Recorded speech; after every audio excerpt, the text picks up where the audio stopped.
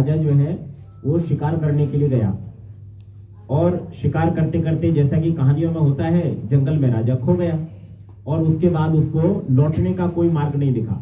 रात्रि हो गई और बहुत घनघोर रात्रि होने लगी, तो उसने कोई आश्रय देखने के लिए इधर उधर जो है अपना प्रयत्न किया, तो कहीं दूर उसको एक झोपड़ी में दीपक जलता हुआ दिखा और वहां पहुंच गया। वहां जाकर के राजा ने आश्रय मांगा, तो अंदर जो है एक लकड़हारा जो है वो रहा करता था।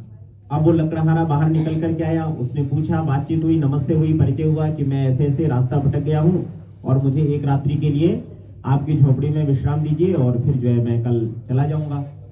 तो लकड़हारे ने कहा कि देखो जगह बड़ी छोटी है और मेरे पास इतनी सुविधाएं भी नहीं है, आप ठहरे राजा, तो आप तो बड़ी विशेष सुविधाओं में रहने वाले हैं। तो उसने कहा कि नहीं, जैसा भी है मैं अपना गुजारा कर लूंगा, तुम तो जो भी स्थिति है वो बताओ। अब रुकना तो था ही, मजबूरी थी, रात्रि को रुकना था। तो राजा जो है वो उस लकड़हारे के पास एक रात्रि विश्राम रुका। तो लकड़हारे ने बड़ी सेवा की, जो उसने अपने लिए भोजन बनाया था उसमें से उसको भी भोजन कराया, अपना बिस्तर थोड़ा छोटा कर लिया, लेकिन राजा के लिए, क्योंकि राजा है तो थोड़ा अच्छा और उत्तम बिस्तर जो उसके पास था वो उसने लगा करके राजा को दिया। रात्रि में और भी कोई जो सेवा वो कर सकता था वो दूध पानी की उसने की, और बड़े आराम से राजा की रात्रि जो है वो व्यतीत हो गई। अब रात्रि समाप्त होने पर जब अगले दिन प्रातः काल हुआ, तो राजा जो है अपने घोड़े पर सवार होकर के और चलने लगा। तो उसने लकड़हारे को कहा कि भाई तुमने मेरी बहुत अच्छी सेवा की, बहुत अच्छा जो है मेरा तुमने जो है मुझे अतिथि सत्कार करके मुझे तृप्त किया है, मैं बड़ा तुमसे प्रसन्न हूँ, तुम अगर चाहो तो मुझसे कुछ मांग सकते हो। तो लकड़ा ने कहा कि महाराज अभी तो ऐसी कोई मेरे पास कमी नहीं दिखती, मैं अपना गुजारा बड़े आराम से कर रहा हूँ, इतना बड़ा जंगल है, लकड़ियां काट लेता हूँ, कुछ जो है बेच देता हूँ और ऐसे करके अपना गुजारा चल रहा है। अगर कभी मुझे ऐसी आवश्यकता पड़ेगी तो मैं जरूर आपके पास सहायता मांगने के लिए आ जाऊंगा। तो राजा ने कहा कि हाँ ये भी ठीक है, जब तुम अभी संतुष्ट हो, ठीक ठाक तुम्हारा काम चल रहा है, तो जब तुम्हें आवश्यकता हो तब मेरे पास आ जाना। ऐसा कहकर के राजा जो है लौट करके आ गया। कुछ वर्ष जो है बीत गए और राजा जो है इस छोटी मोटी घटना को भूल गया। भाई सामान्य सी बात है, कई बार व्यक्ति को नहीं याद रहता है और भूल जाता है। अब भूल गया, इधर लकड़हारा जो है लकड़ियां काटता रहा, कुछ जला करके कोयले आदि बना करके उनको बेचता रहा, जैसे तैसे उसके भी 2-3 वर्ष जो है निकल गए। अब उसने देखा कि भाई मेरा जंगल तो बड़ा छोटा सा रह गया और इसमें तो कुछ थोड़े से ही पेड़ रह गए हैं। तो उसने सोचा कि चलो मैं चलता हूं और राजा के पास जाकर के सहायता मांग लेता हूं, राजा ने मुझे ऐसा ऐसा कहा था। तो वो जाकर के जो है राजा के राजमहल पर पहुंच गया, द्वारपालों को कहा कि ऐसे ऐसे जो है मैं राजा से मिलना चाहता हूँ। द्वारपालों ने कहा कि हट, तू कहाँ, छोटा सा लकड़हारा, तेरे को कहाँ राजा जानता है, नहीं बिल्कुल नहीं मिल सकता। तो फिर जो है उसने, राजा ने कुछ अपनी कोई निशानी छोड़ दी या जो कुछ भी सही, उसने कहा कि राजा को कहो कि जो एक रात उन्होंने लकड़हारे की यहाँ बिताई थी, वो लकड़हारा जो है आपके द्वार पर आया है। तो द्वारपाल ने कहा कि चलो ये बात मैं मान लेता हूँ और जाकर के राजा को सूचित करता हूँ। तो वो जाकर के उसने राजा को बताया तो राजा को तुरंत ध्यान आ गई बात। तो राजा ने कहा कि हो बिल्कुल ठीक बात है, उसको बड़े सम्मान से श्रद्धा से मेरे पास यहाँ ले आओ और यहाँ बिठाओ, मैं उससे मिलूंगा। तो जो है लकड़हारे को ला करके जो है राजभवन में और राजा की अतिथिशाला में जो है उसको बिठा दिया। राजा मिलने के लिए आया, राजा से पूछा, तो लकड़हारे ने कहा कि महाराज अभी तक तो बड़ी मौज थी, आपके राज्य में बड़ा आनंद हो रहा था, अब थोड़ी सी विपत्ति आई तो मुझे आपका वचन याद आ गया और मैं आपके पास आया था। बोलो क्या बात है, क्या हो गया? कि महाराज वो जंगल तो सारा समाप्त हो गया, अब मुझे जो है आप जो कुछ चाहे वो और कुछ जो है दे दीजिए, मुझे अब सहायता की आवश्यकता है, मैं अपने परिवार का भरण पोषण कैसे करूं? तो राजा ने कहा कि हाँ क्यों नहीं, अब तो मैं तुम्हारा जीवन बदल दूंगा और तुम्हें इतना अच्छा जो है ऐसा उपहार दूंगा कि तुम जो है प्रसन्न हो जाओगे, एकदम बहुत बढ़िया। तो राजा ने जो है अपने मंत्री को बुलाया और मंत्री को कहा कि देखो हमारा जो ये महलों के पीछे जो ये बड़ा वाला जो उपवन है, इस उपवन को इस लकड़हारे को दे दो। तो बहुत सुंदर।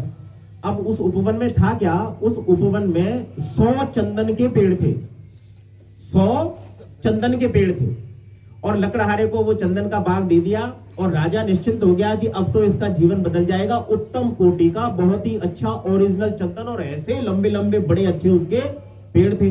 तो राजा ने सोचा कि अब ये अपने आराम से थोड़े दिनों में तो इसका भी महल तैयार हो जाएगा, लकड़ी का सदुपयोग करेगा, बाजार में बेचेगा। पहले चंदन की बड़ी मांग थी, आज भी है, लेकिन पहले तो जैसे हम सागवान आदि की लकड़ियां आजकल घर में लगाते हैं वैसे चंदन का बहुत उपयोग होता था और चंदन अन्य प्रकार से जो है पूजा आदि में भी, उसमें भी बहुत उसका उपयोग होता था।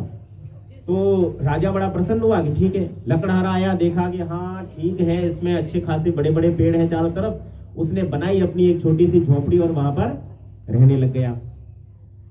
देखते देखते मुश्किल से साल भर भी नहीं बीता। लकड़हारे ने क्या किया, रोज चंदन के पेड़ को काटता, उसको जला करके कोयला बनाता और बाजार में जाकर के बेच देता। ऐसा करते करते मुश्किल से साल भर भी नहीं व्यतीत हुआ, तो कि उसने सोचा, राजा ने सोचा कि अब तो जो है साल भर हो गया, अब तो बड़ा बड़ा व्यक्ति हो गया होगा, चलो चल करके लकड़हारे से मिल आते हैं, उसका भी देख लेते हैं जो है कैसा उसने महल बनाया है। जाकर के पहुंचे, देखे तो राजा हतप्रभ रह गया। क्या देखा उसने कि ओ हो, इसने तो सारे पेड़ काट डाले हैं, मात्र कुछ चुनिंदा पेड़ बचे हैं। जैसे आप समझो कि कोई 10-5 पेड़ बचे हैं। तो वो जो है राजा जैसे ही लकड़हारे के पास आया तो राजा जो है कुछ बोलता उससे पहले लकड़हारा, ओहो महाराज क्या बात है, आपने तो वर्ष भर में मुझे याद नहीं किया और आज आप मेरे पास आ गए हैं, मैं भी आपके पास बस आने की सोच ही रहा था। तो राजा ने पूछा कि भाई अब क्या बात होगी, अब क्यों, और तुम ऐसे महल में ऐसे क्यों? अरे महाराज सुनो तो सही कि क्या बात है। कि महाराज आपने तो केवल 100 पेड़ दिए थे, उसमें तो 90 तो मैंने जो है कर दिए, अब तो ये थोड़े से ही बचे, इसके से मुश्किल से मेरा जो है थोड़े दिन का ही गुजारा और होना है। तो राजा ने कहा कि भाई तू इनका करता क्या है, तेने तो पूरे 90 पेड़ खत्म कर दिए, क्या किया है इनका? तो थोड़ी दूर जाकर के उसको ढेर दिखा दिया कि देखो महाराज, दिन भर बड़ी मेहनत करता हूँ, लकड़ी काटता हूँ और फिर उसके बाद उसको यहाँ जलाता हूँ और जला करके कोयले बड़ी दूर जाकर के बाजार में बेचने जाता हूँ और उसके बाद में जैसे तैसे अपने परिवार का जैसे पहले गुजारा कर रहा था वैसे। राजा ने अपना माथा पीट दिया, हे भगवान ये क्या किया तुम? कि महाराज बताओ क्या हुआ? कि सुन, अब मेरी बात सुन। क्या? कि एक छोटा सा इतना जो है 1-1.5 फीट का इस चंदन में से लकड़ी काटो और इसको अभी जा बाजार में और इसको बेच करके मत आना, केवल बाजार में दिखा करके आना कि ये कितने में बिकेगी। तो लकड़हारे ने कहा, महाराज क्यों मेरे ऊपर इतना घोर अन्याय करते हो? यहाँ से बाजार भी 5-10 किलोमीटर है, पैदल पैदल जाऊंगा, पूरा दिन तो आज का इसी में समाप्त हो जाएगा। कि राजा ने कहा कि भाई मेरी बात मान तो सही, जा तो सही इसको लेकर के। तो छोटा सा लकड़ी का टुकड़ा लेकर के बाजार में गया।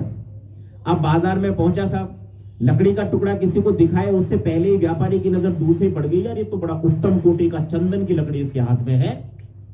तो उसने कहा कि हाँ भाई लकड़ी बेचेगा? तो लकड़हारे ने कहा कि हाँ बेचनी तो है, क्या दोगे? तो उन्होंने ऐसे ही से फॉर एग्जाम्पल कह दिया कि भाई 100 रुपए दूंगा। तो अब क्योंकि बेचनी तो थी नहीं, लकड़हारे ने कहा कि नहीं 100 में नहीं बेचूंगा। अब वो व्यापारी ने सोचा कि भाई ये तो इसको पता है कि ये क्या चीज है, और दिन तो शायद ये ऐसे ही आता है जो कोयले बेचने, आज इसको पता है। तो उसने बढ़ा करके दाम बढ़ा दिया कि 500 रुपए कितने दूंगा। अब तो लकड़हारे की हालत खराब, यार ये 500 रुपए की इतनी सी लकड़ी। उसने कहा कि नहीं 500 रुपए में तो मैं कैसे भी नहीं दूंगा इसको।